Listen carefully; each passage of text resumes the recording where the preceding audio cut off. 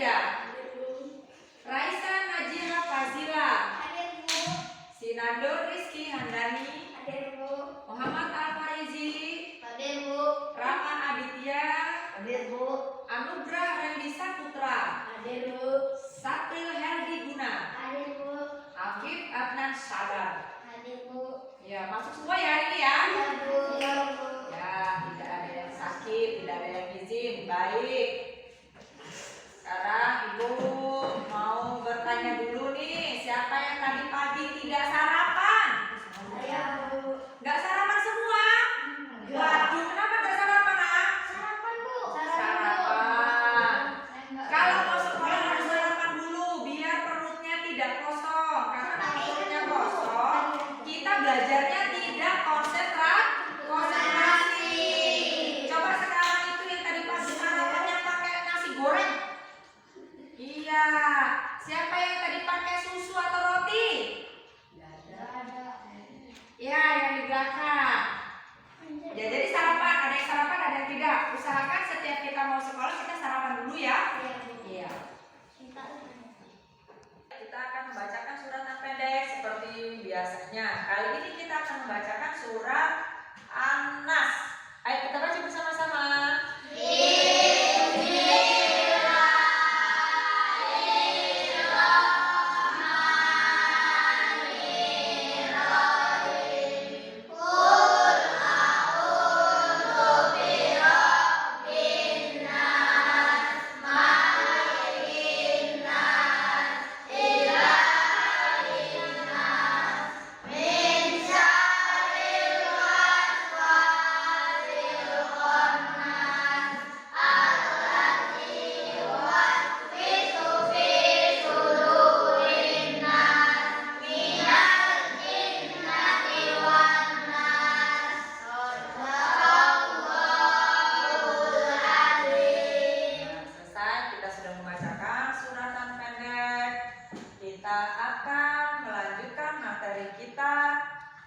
Yaitu bersih itu sehat, dengan subtema hidup bersih dan sehat di sekolah. Baik anak-anak, sebelum kita melanjutkan materi kita ke hidup bersih di lingkungan sekolah, kita akan mengingatkan kembali dengan materi yang sudah berlalu. Jadi hidup bersih ini bukan tentang hanya kita tuh beribadah ya.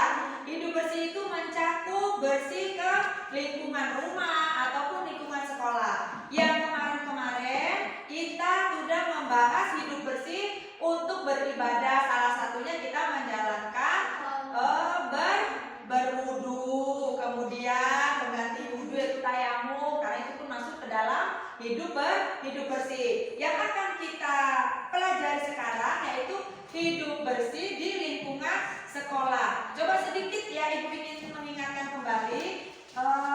Mungkin ada yang masih mengingat dengan pengertian tayamumnya. Satu saja sebelum kita melangkah ke hidup bersih di lingkungan sekolah. Pengertian tayamum.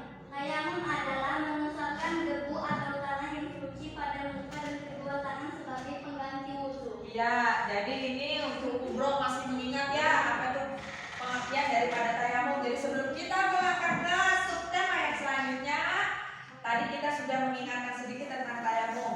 Mari kita lihat ke depan, kita akan bahas pengertian lingkungan bersih dan sehat di lingkungan sekolah. Sehat adalah lingkungan yang tidak terdapat banyak sampah atau kotoran. Lingkungan yang bersih sudah pasti merupakan lingkungan yang sehat. Begitupun sebaliknya, lingkungan yang sehat sudah pasti terjaga kebersihannya. Nah, coba sekarang perhatikan di sekeliling kalian. Adakah sampah di sekitar anak-anak ini? Ada. Nah, sudah sehatkah? Sudah bersihkah? Belum. Berarti mulai sekarang kita harus praktekkan hidup sehat di lingkungan sekolah. Sekarang pungut dulu sampah yang ada. Ayo, dilihat sampahnya di bawah. Kalau yang ada sampahnya, tolong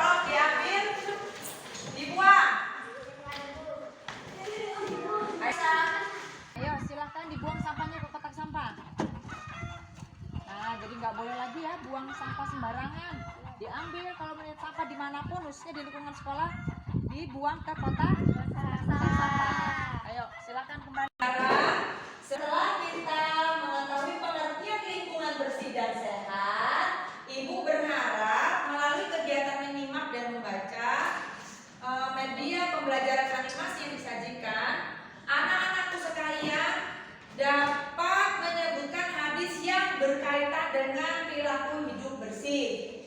Ibu pun berharap setelah anak-anak belajar tentang hidup bersih, anak-anakku sekalian dapat menjelaskan pengertian bersih terhadap lingkungan dengan benar. Kemudian dapat berdiskusi dan mengerjakan LKPD, dapat mempraktekkan perilaku bersih dan sehat, peduli lingkungan, baik di sekolahan atau dimanapun anak-anakku berada. Itu ya harapan Ibu. Harapan Ibu setelah kita mempelajari pengertian lingkungan hidup bersih, bisa mempraktekkan hidup bersih dimanapun berada.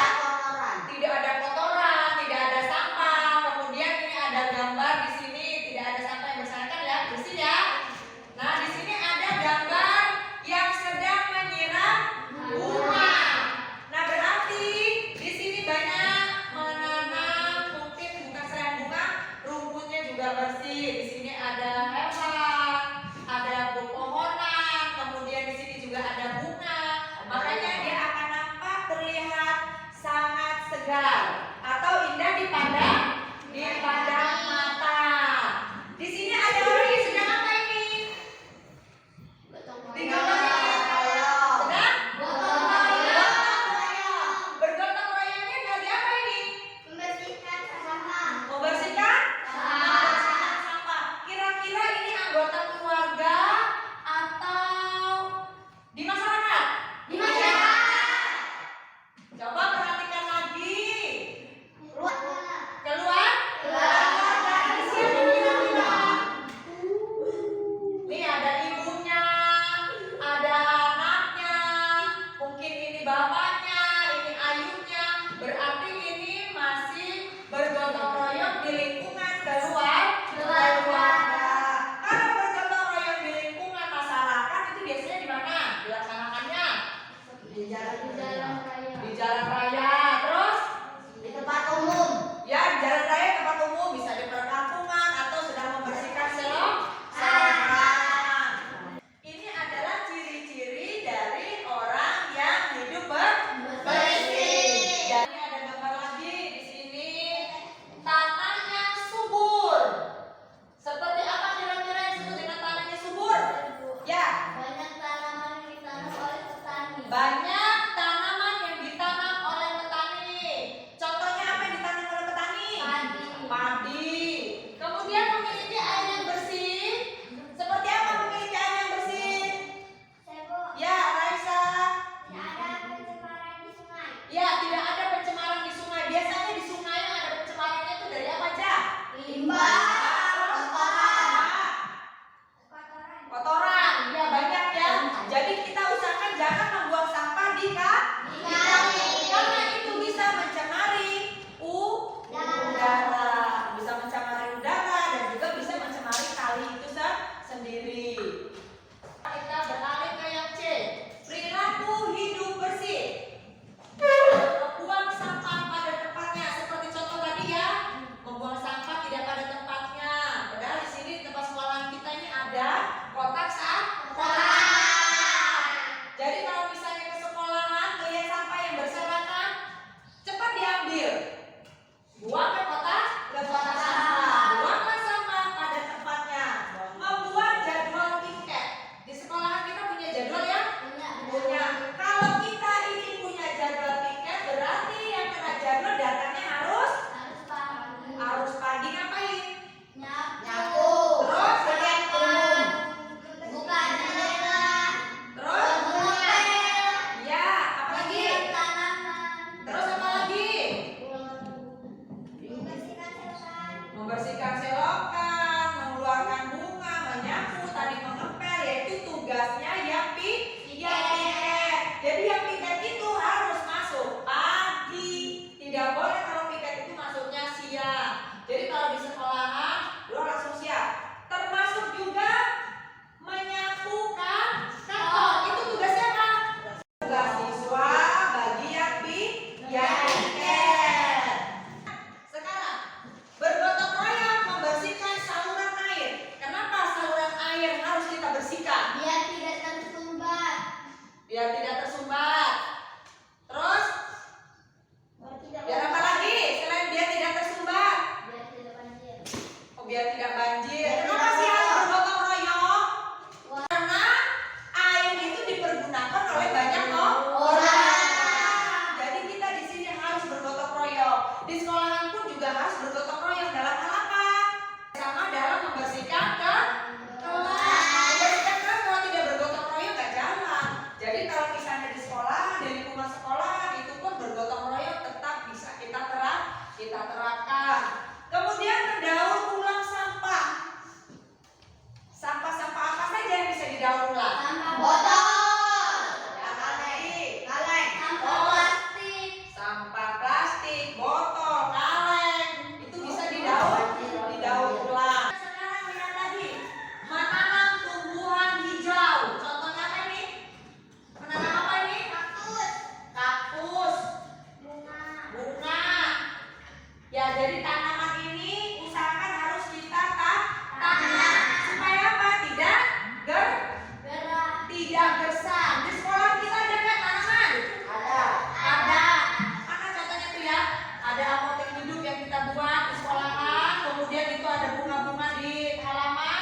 Itu juga salah satu kita menanam tumbuhan hijau. Tumbuhan hijau itu selain indah, itu bisa kita lihat mata kita bisa jadi segar. Kemudian biasakan menjaga kesehatan.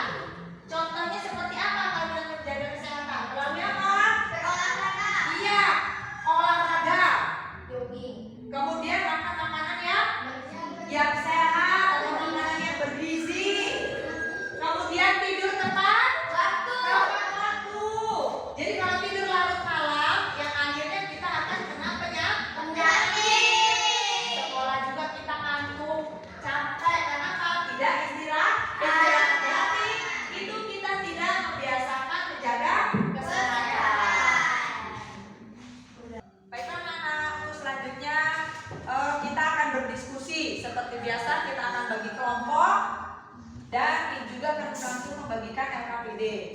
Kelompok 1, kelompok 2, dan kelompok 3. Kita bagikan LKPD-nya. Selesai ya, selesai. Ayo, setelah kita tadi mengerjakan LKPD ya, Ibu akan bagikan kelompok ini menjadi 2. Kita diskusi. Jadi LKPD tadi juga berkaitan dengan tugas yang akan Ibu berikan. Ya, kelompok 1, sini lah ya, kelompok 1 ya. Ini kelompok 2. Kelompok 1 ini memberikan contoh perilaku hidup sehat di lingkungan sekolah. Kemudian kelompok 2-nya bisa membedakan sampah organik dan non-organik yang dapat didaur ulang. Itu saja tugasnya. Ayo mulai didiskusikan dan kerjakan. Satu, silakan mempresentasikan hasilnya apa yang didiskusikan tadi. Ayo. Ya. Terus. Nah, mau dari kelompok 1 tadi jawabannya membersihkan piket kelas, membersihkan kantor, membersihkan selokan. Ada yang menambahkan? Memungut sampah. Ya, sama saja. Membuang sampah pada tempatnya. Itu adalah contoh-contoh hidup bersih di lingkungan sekolah. Nah, sekarang untuk kelompok B, ini yang akan mempresentasikan sampah non-organik atau non-organik. Silakan, siapa? Apa namanya? Ya, ini apa namanya? Hah? Ini non-organik katanya ya. Kalau yang ini organik. Kenapa disebut dengan organik? Bisa didaur ulang. Coba ada nggak ini yang tidak setuju atau ada yang menambahkan? Nah, setelah tadi kita mengerjakan LKPD, kemudian diskusi, sekarang kita simpulkan sama-sama. Coba kita simpulkan tentang hidup bersih di lingkungan sekolah itu tadi apa saja? Ayo. Membersihkan selokan sekolah, membuang sampah, membersihkan kantor, membuang sampah pada tempatnya, ngepel, menyapu, ya nyuci piring di kantor ya Nak ya. Ya, itu adalah salah satu contoh kalau kita hidup bersih di lingkungan sekolah, menjaga kebersihan sekolah, menjaga lingkungan sekolah dari sampah-sampah yang berserakan. Buanglah sampah pada tempatnya.